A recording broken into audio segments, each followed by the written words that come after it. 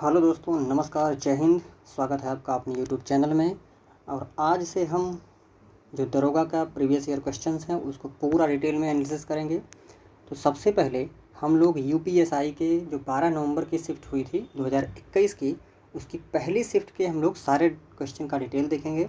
और हाँ, इस प्रश्न में मैं सिर्फ क्वेश्चन का आंसर नहीं बताऊँगा, इस प्रश्न में मैं जितने भी उसके महत्वपूर्ण ऑप्शंस हैं उसके भी डिटेल में बताऊँगा। तो आप किसी भी एग्ज़ाम की तैयारी कर रहे हैं, अगर वहाँ जीके जीएस का कोई भी प्रश्न आता है तो निश्चित रूप से इन सारे प्रश्नों का डिटेल आपके लिए बहुत महत्वपूर्ण होगा। तो इसको पूरा डिटेल में अच्छे से ज़रूर देखें, ठीक है। तो देरी ना करते हुए चलते हैं अपने सबसे पहले प्रश्न की तरफ। सबसे पहला प्रश्न कहता है कि 15वें वित्त आयोग के अध्यक्ष कौन हैं। तो ये उस समय 15वां वित्त आयोग चल रहा था, तो उसके अध्यक्ष कौन थे? उसके अध्यक्ष थे NK सिंह। कौन थे? उसके अध्यक्ष उस समय NK सिंह थे। अच्छा, वर्तमान में 15वें नहीं, 16वें वित्त आयोग चल रहा है। अब ये बताना है कि 16वें वित्त आयोग के अध्यक्ष कौन है। 16वें वित्त आयोग के अध्यक्ष कौन है? 16वें वित्त आयोग के अध्यक्ष हैं अरविंद पनगड़िया। क्या नाम है? अरविंद पनगड़िया। अरविंद पनगड़िया हमारे 16वें वित्त आयोग के अध्यक्ष हैं। ये बहुत ही महत्वपूर्ण क्वेश्चन है। वित्त आयोग एक ऐसा संगठन है जिसके अध्यक्ष हर एक एग्जाम में लगभग हर बार पूछा जाता है। अब ये जान लेते हैं कि वित्त आयोग जो है ये किस अनुच्छेद में पड़ता है।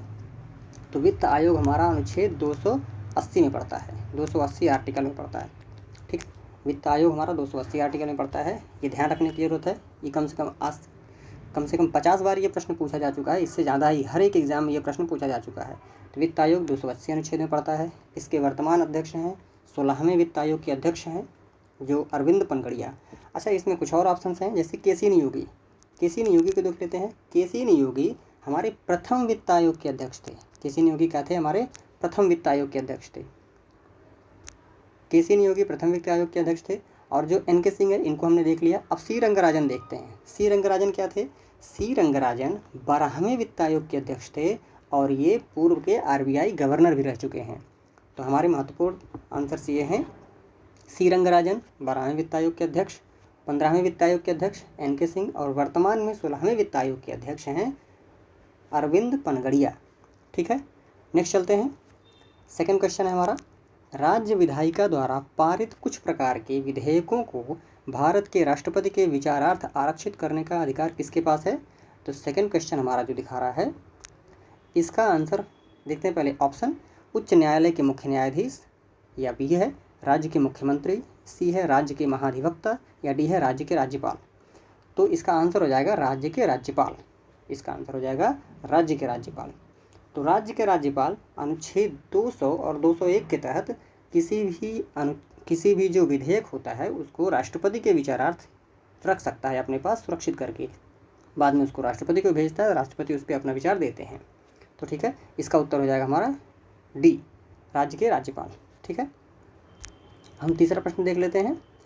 1925 से पहले बिना किसी नोटिस के किसी कानूनी भू संपत्ति के वास्तविक खरीदार को सामान्यतः डैश के नाम से जाना जाता था। तो इसके ऑप्शन देख लेते हैं हम लोग। ए है इक्विटीज़ एंजल, बी है इक्विटीज़ डार्लिंग, सी है प्रमुख किराएदार, या डी है वास्तविक हस्तांतरी। तो इसका आंसर हो जाएगा, इसका सिंपल आंसर हम लोग सिर्फ जान लेते हैं। इसका उत्तर हो जाएगा ऑप्शन डी, वास्तविक, माफ़ कीजिएगा, इसका आंसर हो जाएगा इक्विटीज़ डार्लिंग। इसका ऑप्शन बी हो जाएगा सही, इक्विटीज़ डार्लिंग। तो 1925 के पहले जब बिना किसी नोटिस के खरीदारी होती थी भू संपत्ति का, तो उसके खरीदार को इक्विटीज़ डार्लिंग कहा जाता था। Is that clear? ठीक है, नेक्स्ट प्रश्न की तरफ बढ़ते हैं। प्रश्न नंबर 4 है, राज्य विधानसभा चुनाव में उम्मीदवार बनने की न्यूनतम आयु क्या होनी चाहिए। अब राज्य विधानसभा में जो उम्मीदवार बनने के लिए अगर हमें चुना जाना है तो उसके लिए उम्र क्या होनी चाहिए। राज्य विधानसभा के लिए 25 साल, राज्य विधानसभा के लिए 25 साल। लोकसभा के बनने के लिए, लोकसभा में भी बनने के लिए 25 साल चाहिए। तो इसका हमें ध्यान रखना है। हाँ, राष्ट्रपति बनने के लिए कितना चाहिए ये आप लोग कमेंट करके बताइए, कुछ आप लोग भी सर्च करिए, ठीक है। नेक्स्ट चलते हैं, बाकी लास्ट में हम लोग देख लेंगे, बता देंगे उसका भी उत्तर, निश्चिंत रहिए। अगला प्रश्न है प्रश्न नंबर 5, कौन सा दर्रा सिक्किम को चीन के तिब्बत स्वायत्त क्षेत्र से जोड़ता है। तो कौन सा दर्रा सिक्किम को चीन के तिब्बत स्वायत्त से जोड़ता है। ऑप्शन है नाथुला, अगहिल दर्रा, चांगला, या जोजिला। तो इसका आंसर हो जाएगा नाथुला दर्रा। अब सिक्किम में 2 दर्रे मुख्य हैं, सिक्किम में 2 दर्रे मुख्य हैं, एक तो नाथुला हो जाएगा, दूसरा हो जाएगा जोजिला।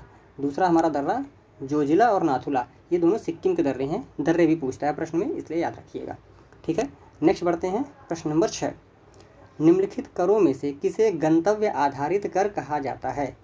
तो ऑप्शन ए है बिक्री कर, ऑप्शन बी है निगम कर, ऑप्शन सी है वस्तु एवं सेवा कर, ऑप्शन डी है उत्पाद शुल्क।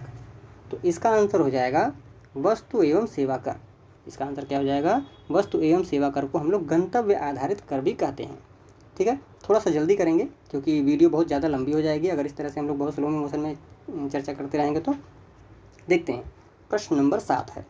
प्रश्न नंबर 7 क्या कह रहा है? आयकर 1961 के संबंध में DTAA का पूर्ण रूप क्या है?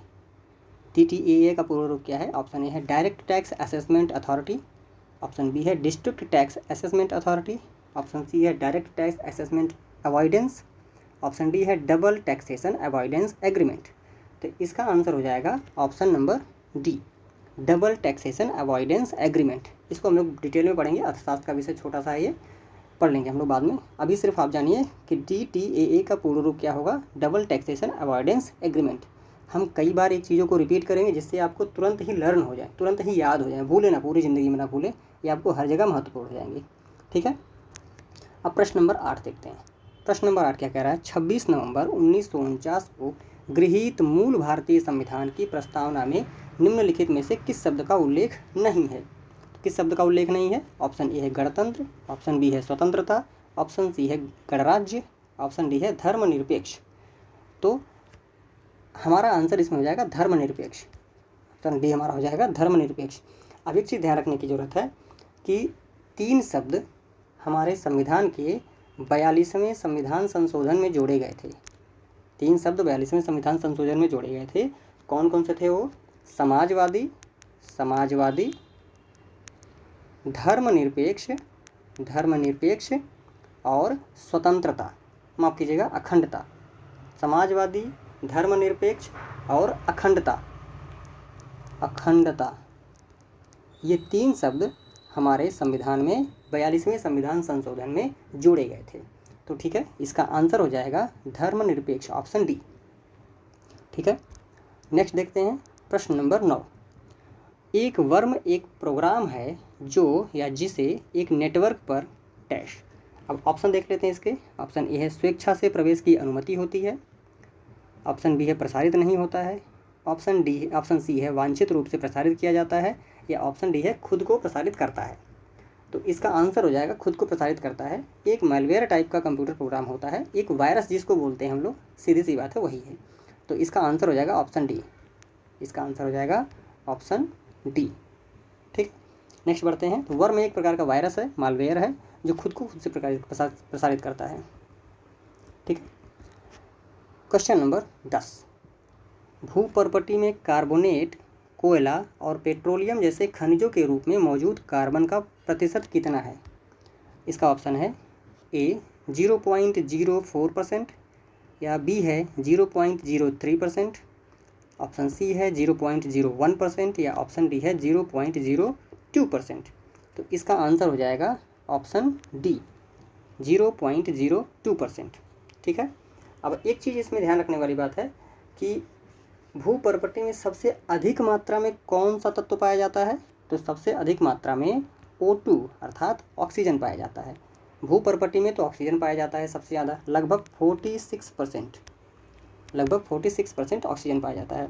अब एक चीज़ और जानिए, हमारे शरीर में लगभग कितने कार्बन की मात्रा होती है, कितने % कार्बन की मात्रा होती है?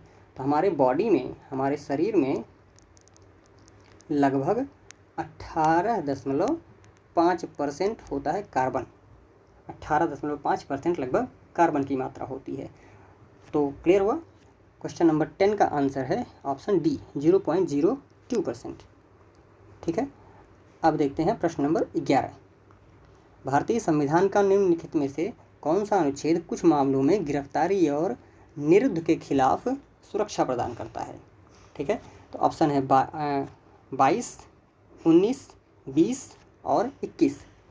तो इसमें ये आर्टिकल का नंबर दिया गया है, इसका आंसर हो जाएगा 22। अनुच्छेद 22 हमें गिरफ्तारी और निर्दोष के खिलाफ सुरक्षा प्रदान करता है। ठीक है। अच्छा, ऑप्शन 19 में क्या है? ऑप्शन 19 में है अभिव्यक्ति की स्वतंत्रता। अभिव्यक्ति की स्वतंत्रता, इसमें 5-6 प्रकार की स्वतंत्रता दी गई है। हम पूरा डिटेल में इसको बाद में देखेंगे। अनुच्छेद 20 में क्या है? अपराधों के लिए दोष सिद्ध के संबंध में संरक्षण।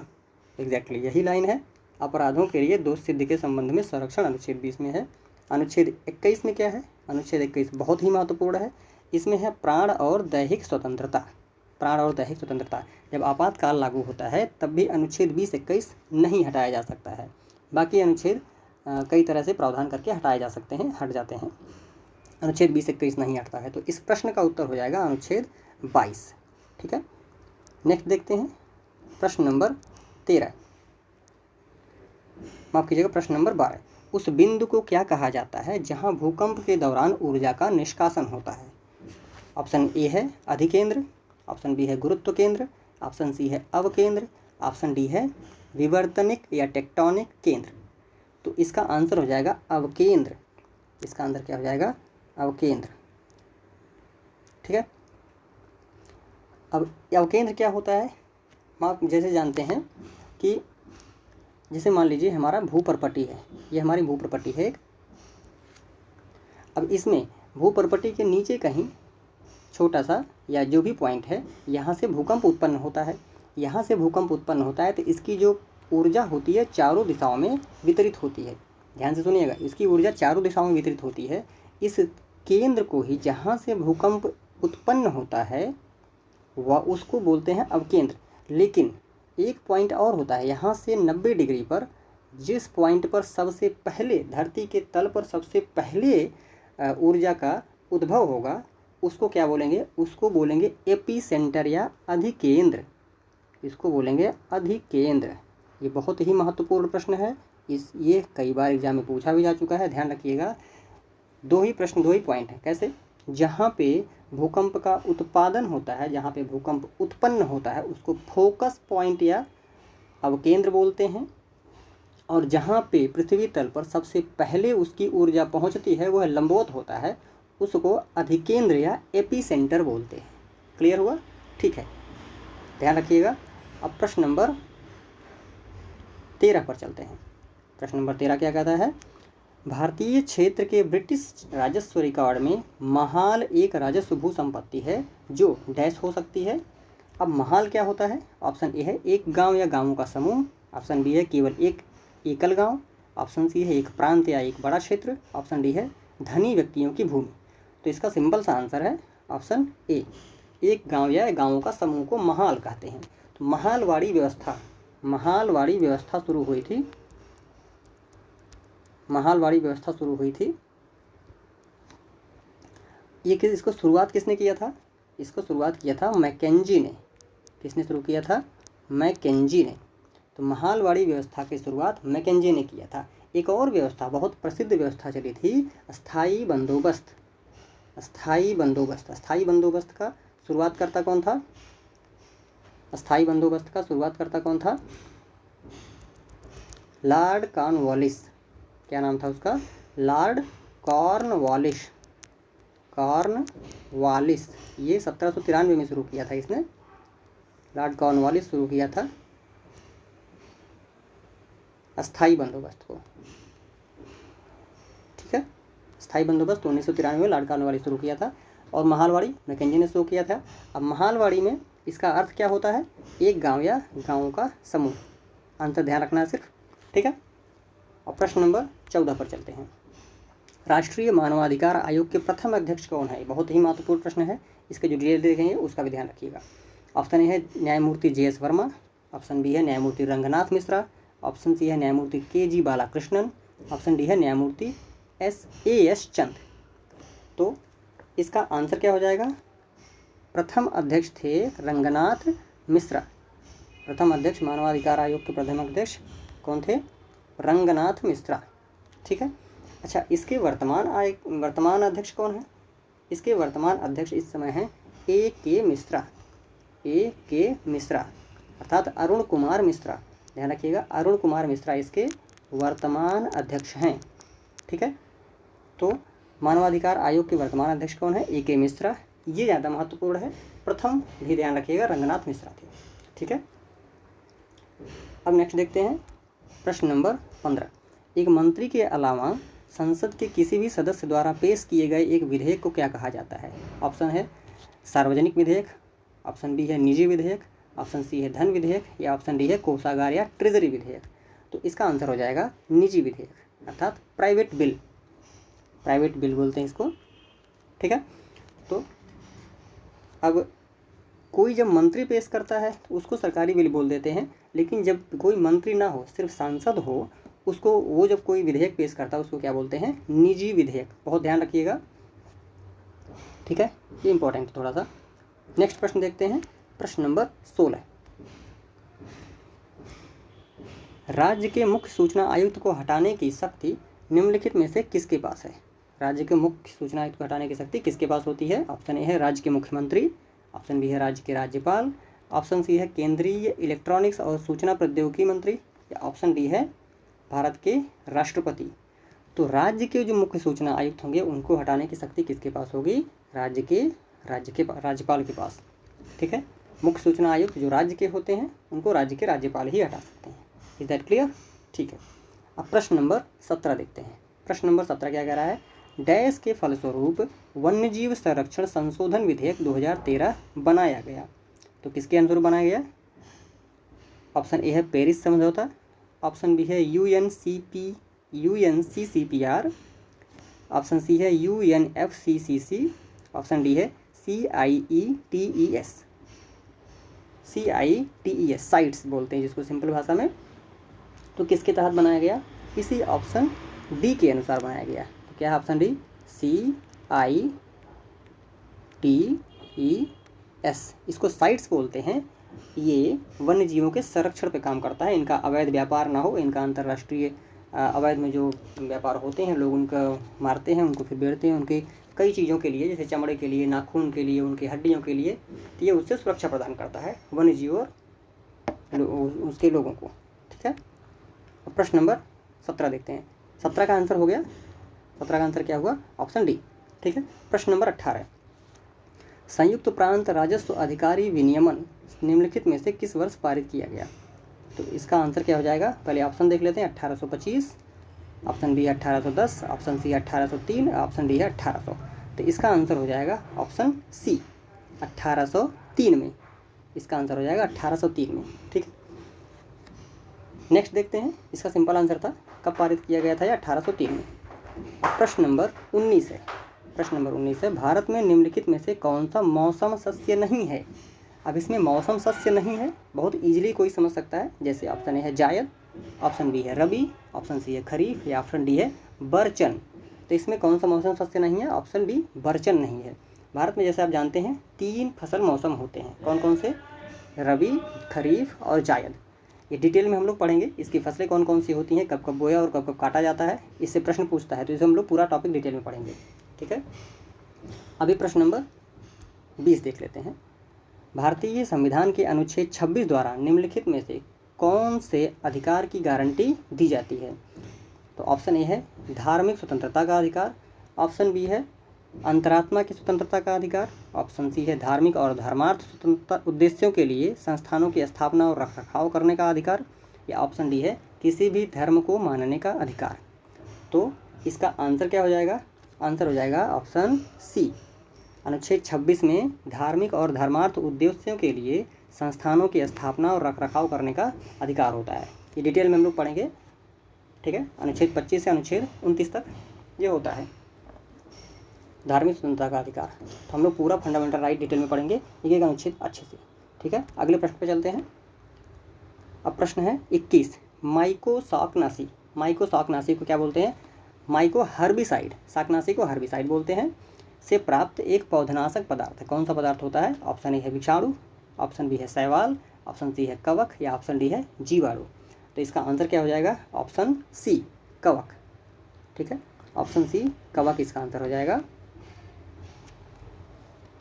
तो माइकोशाकनाशी क्या है? कवक होता है। ठीक, अब प्रश्न नंबर 22। प्रश्न नंबर 22 क्या कह रहा है? भारत के संविधान के अनुच्छेद 45 के अनुसार प्रारंभिक बाल्यावस्था देखभाल और शिक्षा, early childhood care and education सभी बच्चों को तब तक दी जानी है जब तक कि वे 10 वर्ष की आयु पूरी नहीं कर लेते हैं। तो कितने वर्ष की आयु? ऑप्शन ए है 7 वर्ष, ऑप्शन बी है 14 वर्ष, ऑप्शन सी है 6 वर्ष या ऑप्शन डी है 5 वर्ष। तो इसका आंसर हो जाएगा ऑप्शन सी, 6 वर्ष के लिए। देखिए, दो चीज़ें हैं हमारे संविधान के, मूल रूप से दो चीज़ें दी गई हैं शिक्षा से, बालकों की शिक्षा संबंधित। एक है 6 वर्ष तक की शिक्षा, 6 वर्ष से कम बालक को शिक्षा देना। जो आंगनवाड़ी में बच्चों को 6 वर्ष तक के बच्चों को भेजा जाता है, उनको कैसे शब्दों का पहचान होगा, कैसे अक्षरों ज्ञान होगा, कैसे चीज़ों को वो समझ पाएंगे, को बैठने का तरीका, बहुत सारी छोटी छोटी चीज़ें उनको सिखाई जाती हैं। वो अनुच्छेद 6 में दिया गया है, माफ़ करिएगा, अनुच्छेद 45 में दिया गया है। कितने में दिया गया है? आर्टिकल 45 में। ये 6 वर्ष तक का दिया गया है, ठीक है। ये 6 वर्ष तक का आर्टिकल 5 में दिया गया है, ठीक। और एक चीज़ और होता है, जो 6 से 14 वर्ष तक के बच्चों को होता है, 6 से 14 वर्ष तक के बच्चों का होता है, तो वो किस अनुच्छेद में दिया गया है? वो दिया गया है अनुच्छेद 21A। अनुच्छेद 21A में 6 से लेकर के 14 वर्ष तक के बच्चों को ये राज्य का कर्तव्य होगा कि वह उनकी शिक्षा की व्यवस्था कराए, और शिक्षा भी कैसी? निःशुल्क एवं अनिवार्य शिक्षा। तो अनुच्छेद 21A में 6 से 14 वर्ष तक को बच्चों का शिक्षा का प्रावधान है, और अनुच्छेद 45 में 6 वर्ष तक के बालकों का शिक्षा का प्रावधान है, ठीक है। अगले प्रश्न पर चलते हैं। प्रश्न नंबर 23। प्रश्न नंबर 23 में फुल फॉर्म पूछा है, क्लाउड कंप्यूटिंग में IaaS का पूर्ण रूप क्या है? इसका ऑप्शन देख लेते हैं। Internet as service, infrastructure as a service, internet as a server या इंफ्रास्ट्रक्चर एज ए सर्वर। तो इसका आंसर क्या हो जाएगा? ऑप्शन नंबर बी हो जाएगा, सिंपल है, इंफ्रास्ट्रक्चर एज अ सर्विस। इसका आंसर नंबर बी हो जाएगा, infrastructure as a service, simple है। नेक्स्ट प्रश्न पर चलते हैं।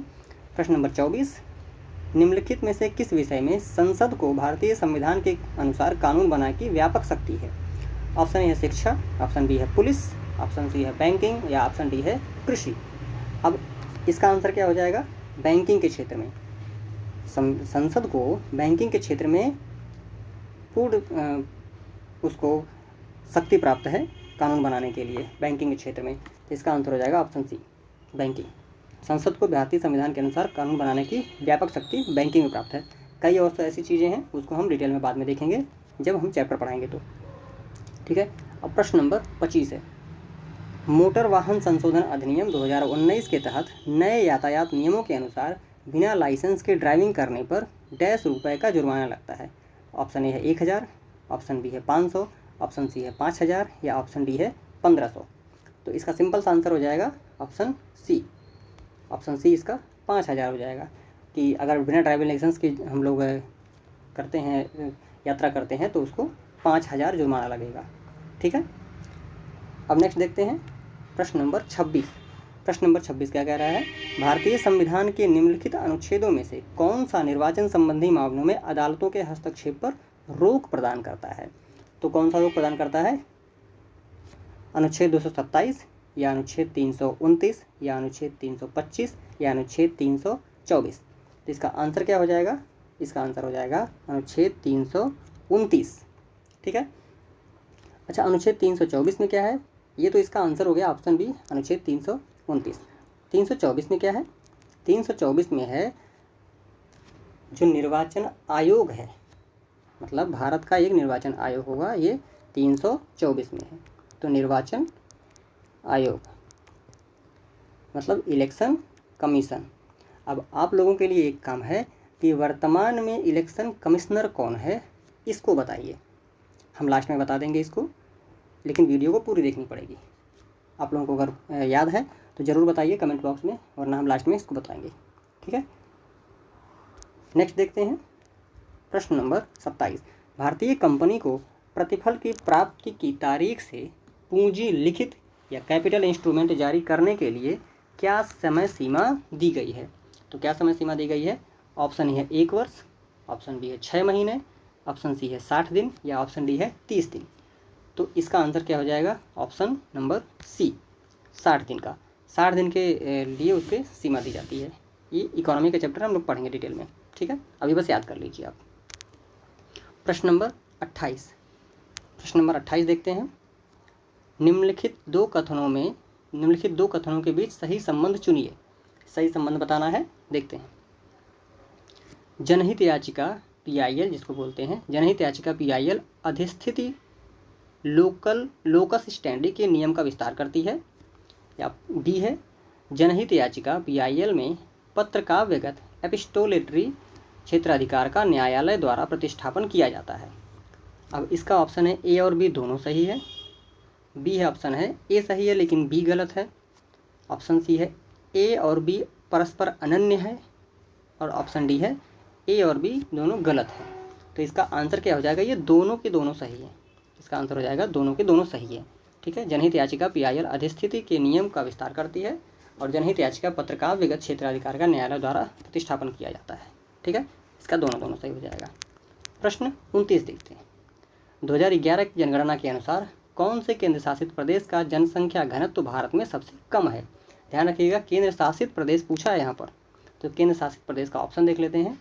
अंडमान व निकोबार द्वीप समूह, ऑप्शन B है पुदुचेरी, ऑप्शन C है लक्षद्वीप, ऑप्शन D है चंडीगढ़।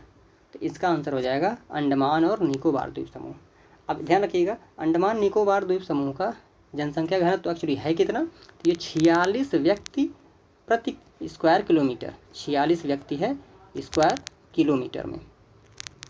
ठीक है, मतलब 1 स्क्वायर किलोमीटर में 46 व्यक्ति रहते हैं। अच्छा, ये तो हो गया हमारे केंद्र शासित प्रदेश की बात। भारत में राज्यों की सबसे कम जनसंख्या घनत्व किसका है, सबसे ज़्यादा जनसंख्या घनत्व किसका है 2011 की जनगणना के अनुसार, तो वो है अरुणाचल प्रदेश।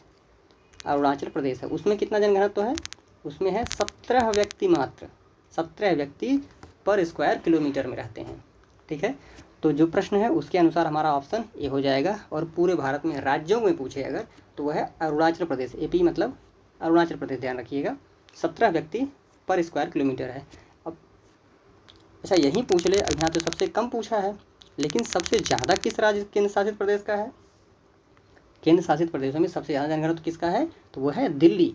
उसमें 11,000 से ज़्यादा, उसमें 11,000 से ज़्यादा भी जनसंख्या के लोग 1 स्क्वायर किलोमीटर में रहते हैं। More than 11,000 people lives in 1 square kilometre.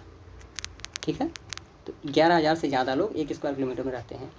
ठीक है, अब एक चीज़ और बताइए इसी में, देखिए प्रश्न का जो डिटेल है वो ज़्यादा महत्वपूर्ण है आपके लिए। अब इसमें बताइए भारत का जनसंख्या घनत्व कितना है, भारत का जनसंख्या घनत्व कितना है, तो भारत का जनसंख्या घनत्व है 382 व्यक्ति पर स्क्वायर किलोमीटर। ठीक है, 382 व्यक्ति पर स्क्वायर किलोमीटर है। तो हमने यहाँ पे 4 चीज़ें देखी। सबसे पहले तो इसका उत्तर है अंडमान निकोबार द्वीप समूह। दूसरा था कि सबसे ज़्यादा जनसंख्या घनत्व किस राज्य का है, या मतलब किस केंद्र शासित प्रदेश का है, तो वो हो जाएगा दिल्ली, जहाँ पे 11,000 लोगों से ज़्यादा 1 स्क्वायर किलोमीटर में रहते हैं। तीसरा था कि 2011 की जनगणना के अनुसार भारत के राज्यों में सबसे कम जनसंख्या घनत्व किसका है राज्यों में, तो वो हो जाएगा अरुणाचल प्रदेश, वहाँ पे 17 व्यक्ति पर स्क्वायर किलोमीटर में रहते हैं। और चौथा फैक्ट है कि भारत की जनसंख्या घनत्व कितना है, तो भारत का जनसंख्या घनत्व 2011 के अनुसार है 382 व्यक्ति पर स्क्वायर किलोमीटर। ठीक है, ध्यान रखिएगा, ये चारों फैक्ट बहुत ही महत्वपूर्ण है आपके लिए। अब अगला प्रश्न देखते हैं, प्रश्न नंबर 30। भारतीय वन सेवा को तीसरी अखिल भारतीय सेवा के रूप में किस वर्ष में स्थापित किया गया। ऑप्शन ए है 1986, ऑप्शन बी है 1956, ऑप्शन सी है 1966 या ऑप्शन डी है 1976। तो इसका आंसर क्या हो जाएगा, आंसर नंबर सी 1966 में इसको तीसरी अखिल भारतीय सेवा के रूप में स्थापित किया गया। अब एक चीज़ बताइए कि अखिल भारतीय सेवाएं कितनी हैं पूरे भारत में, तो पूरे भारत में अखिल भारतीय सेवाएं सिर्फ 3 हैं। कौन कौन सी हैं, IAS, दूसरी है IPS, और तीसरी यही 1966 में स्थापित की गई थी IFOS या IFS भी बोल देते हैं। एक तो फॉरेन सर्विस है, वो अलग है, वो केंद्रीय सेवा है, वो अखिल भारतीय सेवा नहीं है। लेकिन जो इंडियन फॉरेस्ट सर्विस है IFOS, वो अखिल भारतीय सेवा है, इसकी स्थापना 1966 में हुई है। इस प्रश्न का उत्तर सी हो जाएगा। ठीक है, अब देखते हैं प्रश्न नंबर 31। निम्नलिखित में से राष्ट्रीय कृमि रहित पहल नेशनल डीवॉर्मिंग इनिशिएटिव के अभिप्रेत लाभार्थी कौन है। तो डीवॉर्मिंग आपने देखा होगा, बच्चों को स्कूल में दवा दी जाती है, हर 6ठे महीने या साल भर में एक बार कम से कम उनको डिवॉर्मिंग की दवा दी जाती है। तो इसका सीधे से आंसर हो जाएगा ऑप्शन बी, 119 वर्ष के बीच बच्चों को। ठीक है, अब ये शुरू कब हुआ था? ये फरवरी 2018 में हुआ था हरियाणा के गुरुग्राम से। हरियाणा के गुरुग्राम से 2018 में ये शुरू हुआ था। उस समय के JP नड्डा जी थे, उन्होंने शुरू किया था। ठीक है, तो इसका आंसर हो जाएगा ऑप्शन बी, 1 से 19 वर्ष के बीच के बच्चों को राष्ट्रीय कृमि रहित पहल के तहत उनको दवाई दी जाती है। ठीक है, नेक्स्ट चलते हैं क्वेश्चन नंबर 32। 1849 में परमहंस मंडली की स्थापना कहाँ हुई थी? तो ऑप्शन ए है अवध, ऑप्शन बी है लखनऊ, ऑप्शन सी है बंगाल, ऑप्शन डी है बॉम्बे। तो इसका आंसर क्या हो जाएगा? Option D, Bombay. 1849 में दो लोगों ने किया था, एक दादोबा पांडुरंग ने किया था, और दूसरे कौन थे? प्लस राम मेहता, डी राम मेहता ने किया था। डी राम मेहता ने 1849 में परमहंस मंडली की स्थापना बॉम्बे में किया था। सारे फैक्ट महत्वपूर्ण है, कहीं नोट करते चलिए आप लोग। ठीक है, तो पांडुरंग और राम मेहता, अगर इतना भी याद रख लेंगे, बॉम्बे में स्थापना किया था 1849 में परमहंस मंडली की। ठीक है, नेक्स्ट प्रश्न चलते हैं, प्रश्न नंबर 33। डैश के मामले में अपने निर्णय के अनुसार संविधान की व्याख्या के क्षेत्र में उच्चतम न्यायालय स्वयं को अपने स्वयं के निर्णयों द्वारा पूरी तरह से बाध्य नहीं मानता है।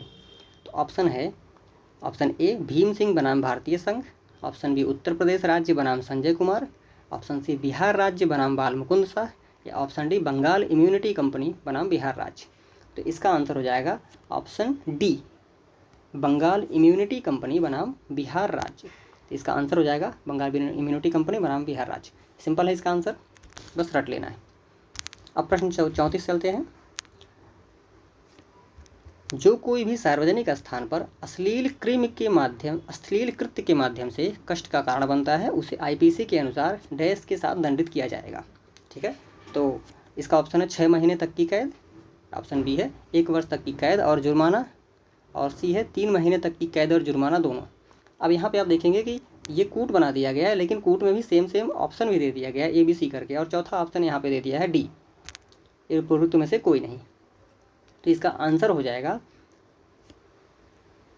सी, 3 महीने तक की कैद और जुर्माना दोनों के माध्यम से उसे दंडित किया जाएगा, जो कोई भी सार्वजनिक स्थान पर अश्लील कृत्य को फैलाता है। ठीक है, नेक्स्ट चलते हैं, प्रश्न नंबर 35। लास्ट के 5 प्रश्न बचे हैं बेस्ट फ्रेंड्स, देखते हैं। 12वीं शताब्दी के दौरान कर्नाटक में वीर शैव परंपरा या लिंगायत आंदोलन का नेतृत्व किसने किया था? ऑप्शन ए है बांसवाड़ा या बांसवन्ना भी इनको कहते हैं, option B Sundara, option C Sambandhara, option D Chinnamma. तो इसका आंसर हो जाएगा option A, option A Banswara या बांसवन्ना। इन्होंने वीर शैव परंपरा या लिंगायत आंदोलन का नेतृत्व किया था कर्नाटक में। ठीक है, प्रश्न अगली बार ये बन सकता है कि लिंगायत या वीरशैव परंपरा कहाँ उत्पन्न हुई या किस शताब्दी में दौरान शुरू हुई? तो इसका आंसर हो जाएगा 12वीं शताब्दी, और किसने किया था? तो बांसवाड़ा ने। ठीक है, अब प्रश्न नंबर 36 देखते हैं। मौलिक कर्तव्यों को भारतीय संविधान में निम्नलिखित में से किस संवैधानिक संशोधन के अधिनियम के रूप में जोड़ा गया? तो ऑप्शन ए है 52वां, ऑप्शन बी है 54वां, ऑप्शन सी है 44वां, या ऑप्शन डी है 42वां। तो इसका आंसर हो जाएगा 42वां। ध्यान रखिएगा, ऑप्शन डी 42वां। बहुत ध्यान से देखिएगा, इसका थोड़ा सा डिटेल है, बहुत महत्वपूर्ण है क्योंकि हर बार पूछा जाता है। 42वें संविधान संशोधन में 1976 में स्वर्ण सिंह कमेटी के अनुसार, किसके अनुसार? स्वर्ण सिंह कमेटी के अनुसार उनकी सिफारिश पर 10 मूल कर्तव्यों को जोड़ने का सिफारिश की गई। मतलब 10 मूल कर्तव्य उनके अनुसार जोड़े गए। उन्होंने जो सिफारिश किया उसके अनुसार 10 मूल कर्तव्य जोड़े गए। ध्यान रखिएगा, उस समय 10 जोड़े गए थे, लेकिन वर्तमान में कितने हैं? वर्तमान में मूल कर्तव्यों की संख्या है 11। वर्तमान में 11 है। अब 11वां कब जोड़ा गया, यह हम मूल कर्तव्य जब पढ़ाएंगे तो बहुत डिटेल से पूरा पढ़ाएंगे। ठीक है, वर्तमान में 11 हैं, और 42वें संविधान संशोधन 1976 के तहत 10 मौलिक कर्तव्य जोड़े गए। ठीक है, स्वर्ण सिंह समिति के आधार पर। प्रश्न देखते हैं, प्रश्न नंबर 37। आधुनिक हिंदी साहित्य का जनक किसे माना जाता है? आधुनिक हिंदी साहित्य का जनक किसे माना जाता है? यह हिंदी का प्रश्न है, मगर जीके में उठा के दे दिया, कोई बात नहीं। ऑप्शन ए है भारतेंदु हरिश्चंद्र, ऑप्शन बी है हरिवंश राय बच्चन, ऑप्शन सी है सूरदास या ऑप्शन डी है मिर्जा गालिब। बहुत सिंपल प्रश्न है ये, सब लोग जानते हैं, जैसा कि भारतेंदु हरिश्चंद्र जी को आधुनिक हिंदी साहित्य का जनक माना जाता है। ठीक है, देखते हैं प्रश्न नंबर 38। जिला योजना समिति की संरचना निम्नलिखित में से किसके द्वारा की जाती है? तो जिला योजना समिति की संरचना किसके द्वारा की जाती है? ऑप्शन ए है उच्च न्यायालय के मुख्य न्यायाधीश, ऑप्शन बी है राज्य विधायिका, या ऑप्शन सी है राज्य के राज्यपाल, या ऑप्शन डी है जिला समाहर्ता अर्थात कलेक्टर। तो इसका आंसर हो जाएगा राज्य विधायिका। क्या हो जाएगा? राज्य विधायिका के द्वारा जिला योजना समिति की संरचना की जाती है। ठीक है, अब इस अगला प्रश्न है प्रश्न नंबर 39। जनवरी 2021 तक उपलब्ध जानकारी के अनुसार फेसबुक के वर्तमान सीईओ कौन है? तो ये उस समय का करंट अफेयर है, मगर ये वर्तमान में भी उतना ही उपयोगी है। तो इसका आंसर हो जाएगा मार्क जुकरबर्ग, जो बहुत सिंपल है, सब लोग लगभग जानते होंगे। वर्तमान में भी यही है, ये वर्तमान में भी सीईओ मार्क जुकरबर्ग ही हैं। ठीक है, ये तो 21 के अनुसार पूछा है, वर्तमान में भी मार्क जुकरबर्ग है। ठीक, नेक्स्ट देखते हैं प्रश्न नंबर 40, और ये हमारा आज का आखिरी प्रश्न होगा। वह कौन सा फोरम है जो एड्रियाटिक सागर, बाल्टिक सागर और काला सागर के बीच यूरोपीय संघ के 12 सदस्यों को एक साथ लाता है? तो देख लेते हैं। ऑप्शन ए है यूरोपीय परिषद, ऑप्शन बी है यूरोपीय संघ, ऑप्शन सी है the 3 seas initiative, option D है अंतर्राष्ट्रीय समुद्री संगठन। तो इसका आंसर हो जाएगा ऑप्शन नंबर सी। इसका आंसर हो जाएगा option number C, the 3 seas initiative, तीनों सागरों को जो जोड़ता है। ठीक है, कौन कौन से हैं ये ध्यान रखिएगा, इंपॉर्टेंट है। एड्रियाटिक सागर, बाल्टिक सागर और काला सागर। जब हम वर्ल्ड मैपिंग पढ़ेंगे या वर्ल्ड ज्योग्राफी पढ़ेंगे तो उसमें आपको सारी चीज़ें डिटेल में दिखा के बताएंगे। ठीक है, तो ये हमारे आज के रहे 40 प्रश्न। देखते हैं, हमने आपसे एक प्रश्न पूछा था कि वर्तमान में निर्वाचन आयोग के अध्यक्ष कौन है, मतलब हमारे वर्तमान निर्वाचन अध्यक्ष के कमिश्नर कौन है, CEC। तो वर्तमान अध्यक्ष हैं ज्ञानेश कुमार, और उनका कौन सा नंबर है? 26वां। तो क्या है? ज्ञानेश कुमार। ये हमारे प्रश्न का उत्तर हो जाएगा ज्ञानेश कुमार, ये 26वें हैं। ध्यान रखिएगा, ये पूछता है चौथे नंबर के हैं। तो ज्ञानेश कुमार हमारे वर्तमान निर्वाचन आयुक्त हैं, 26वें मुख्य निर्वाचन आयुक्त कह सकते हैं, चीफ इलेक्शन कमिश्नर। ठीक है, तो आज के लिए इतना ही। ज़रूर भेजें, प्लीज़ सपोर्ट करें, ये चैनल को सब्सक्राइब करें और लाइक करें, और जिसके भी जो भी तैयारी कर रहा है उसको ज़रूर ये शेयर करें, क्योंकि सबका भला हो जिससे। और एक चीज़ जान लीजिए कि ये कोई भी प्रश्न, कोई भी अगर GK GS कहीं पर भी आते हों, तो ये सारे प्रश्न के जितने भी डिटेल मैंने बताए हैं, जितने प्रश्न करवाए हैं, वो हर जगह के लिए महत्वपूर्ण हैं। तो थैंक यू, जय हिंद।